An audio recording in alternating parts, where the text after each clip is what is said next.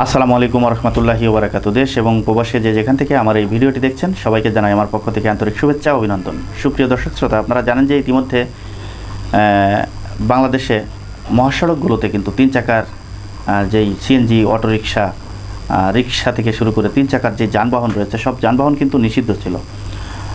যার ফলে এই নিষিদ্ধ থাকার ফলে কিন্তু অনেক যানবাহন মহাসড়কগুলোতে কিন্তু উঠতে পারতো না। এখন কিন্তু হর হামেশা এই তিন চাকার যানবাহনগুলো বিভিন্ন সড়ক মহাসড়কে কিন্তু চলতে দেখা গেছে।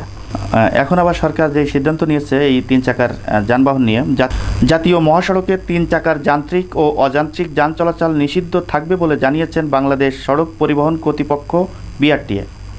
বুধবার বিআরটিএ বিশেষ বিজ্ঞপ্তিতে এমন তথ্য জানানো হয়। সংস্থাটি বলেছে, ইদানিং লক্ষ্য করা যাচ্ছে আইন অমান্য করে জাতীয় মহাসড়কে তিন চাকার যানবাহন চলাচল করছে। এতে সড়ক দুর্ঘটনায় বৃদ্ধিসহ জনমনে বিরূপ প্রতিক্রিয়া সৃষ্টি হয়েছে।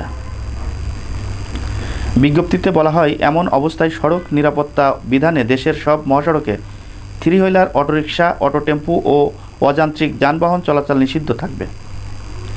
এছাড়া যেসব স্থানে সিএনজি ফিলিং স্টেশন নেই সেসব স্থানে চলাচলকারী থ্রি হুইলার, অটোরিকশা, অটো টেম্পু যাত্রীবিহীন অবস্থায় ভোর 6টা থেকে, মানে কথাটা আপনাদেরকে বুঝতে হবে যে এখানে বলা হয়েছে যেসব এলাকায় সিএনজি ফিলিং স্টেশন নেই সেসব এলাকায় চলাচলকারী থ্রি হুইলার, অটোরিকশা, অটো টেম্পু যাত্রীবিহীন অবস্থায় ভোর 6টা থেকে সকাল 8টা পর্যন্ত নিকটস্থ মহাসড়কের পাশে অবস্থিত সিএনজি ফিলিং স্টেশন থেকে জ্বালানি সংগ্রহ করতে পারবে।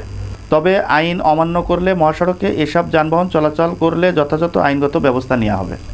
দর্শক, এই বিষয়টা ভালো করে বুঝতে হবে যে যেসব এলাকায় সিএনজি ফিলিং স্টেশন নেই তাদের তো অবশ্যই গাড়ি চালাতে হলে তাদেরকে গ্যাস সংগ্রহ করতেই হবে। তা সেই সমস্ত এলাকা থেকে যেসব এলাকায় দূরে আছে ফিলিং স্টেশনগুলো, ওইসব এলাকায় ভোর 6টা থেকে 8টা পর্যন্ত, মানে যাত্রী থাকলে আবার হবে না, যাত্রী ছাড়া খালি সিএনজি নিয়ে, যাত্রী ছাড়া খালি অটোরিকশা নিয়ে আপনি সিএনজি সংগ্রহ করতে যেতে পারবেন। আর সেটা না মানলে তার বিরুদ্ধে আইনগত ব্যবস্থা নিতে পারবে। এই বিষয়ে যারা অটোরিকশার ড্রাইভার রয়েছে তারা অবশ্যই সতর্ক থাকবেন।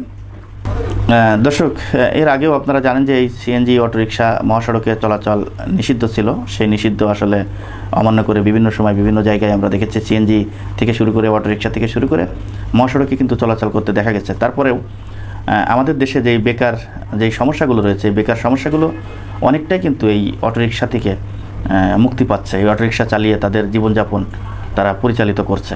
এখন এই অটোরিকশার বিরুদ্ধে হোক, সিএনজির বিরুদ্ধে হোক, মানে এই প্রত্যেকটা তিন চাকা যেই থ্রি হুইলারগুলো রয়েছে এদের বিরুদ্ধে হোক, যে কোনো একটা ব্যবস্থা নিতে গেলে এখন সরকারকে প্রত্যেকটা বিষয় বিবেচনা করে একটা পদক্ষেপ নেওয়া উচিত বলে আমি মনে করি।